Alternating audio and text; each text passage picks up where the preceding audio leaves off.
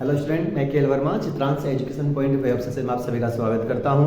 आज हम पढ़ेंगे द्रव के बारे में। जो पिछली क्लास थी उसमें हमने ठोस के बारे में पढ़ा था और ठोस की विशेषताओं के बारे में पढ़ा था। आगे बढ़ने से पहले जो हमारे चैनल पर नए जुड़े हुए हों वो हमारे चैनल को सब्सक्राइब कर लें, हमारी जो वीडियो है उसको लाइक करें और आगे तक पहुँचाएँ, शेयर करें, जिससे हम आपके लिए नई क्लास लाते रहें। ठीक है स्टूडेंट, तो हम बढ़ते हैं हमारे टॉपिक की तरफ। जो हमारा टॉपिक है आज का वो है द्रव।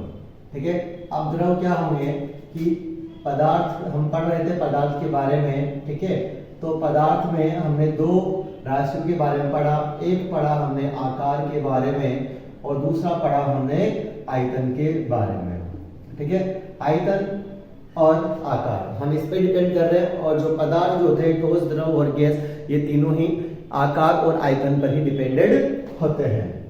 ठीक है, तो ऐसे जो पदार्थ होंगे जिनका आकार होगा अनिश्चित, आकार कैसा होगा? अनिश्चित होगा। कहने का मतलब ये है कि आकार उनका बदलता रहेगा, उनका कोई फिक्स आकार नहीं होगा। ठीक है, वही आयतन की बात करते हैं। जो आयतन कैसा होगा? निश्चित होगा।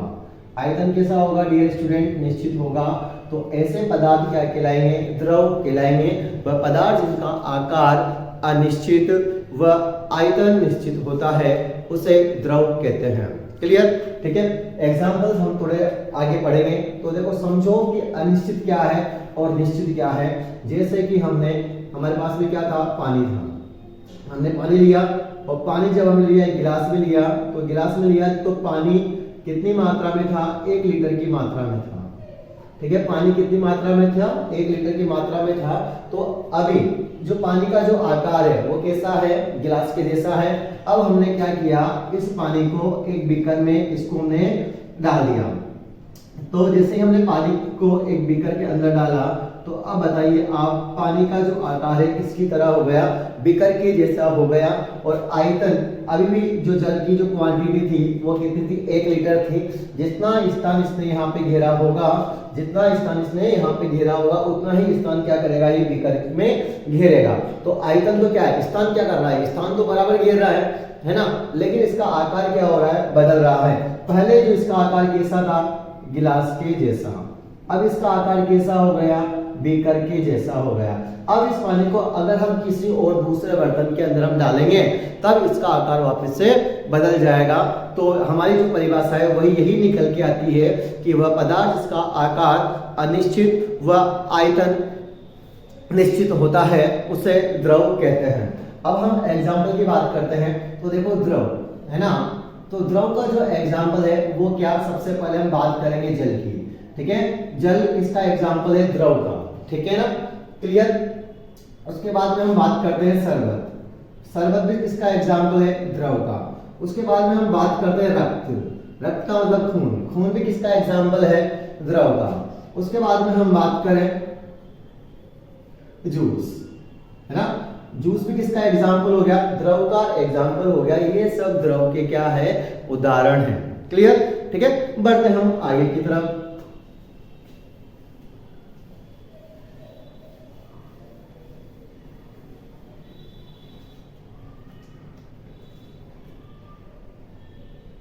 अब टॉपिक होगा हमारा द्रव की विशेषता है।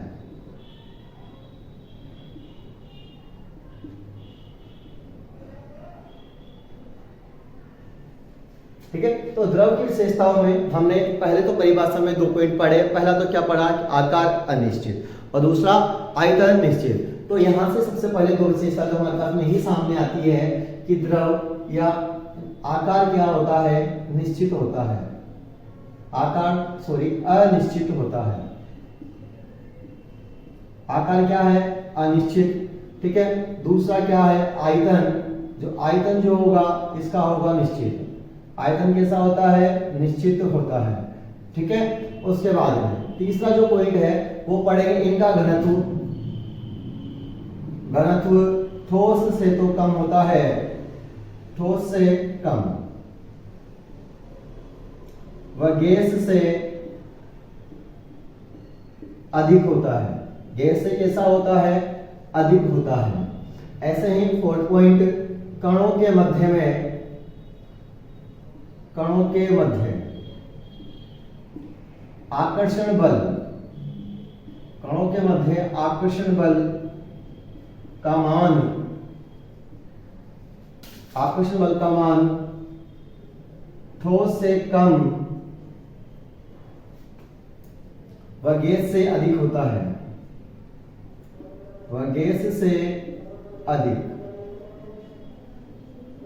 ठीक है।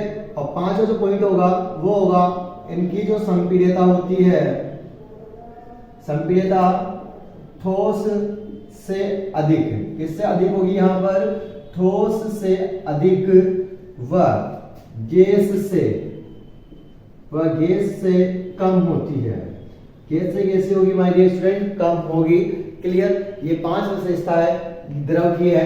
क्या क्या विशेषता है, पहली विशेषता क्या, आकार अनिश्चित होगा, आयतन निश्चित होगा, कणों के मध्य में घनत्व की बात करते हैं तो घनत्व का जो मान होगा वो ठोस से तो कम होगा और गैस से अधिक होगा, कणों के मध्य आकर्षण बल का जो मान होगा ठोस से तो कम होगा और गैस से अधिक होगा। और संपीड़ितता की बात करते हैं तो संपीड़ितता का मान क्या होगा, गैस से तो कम होगा और ठोस से अधिक होगा।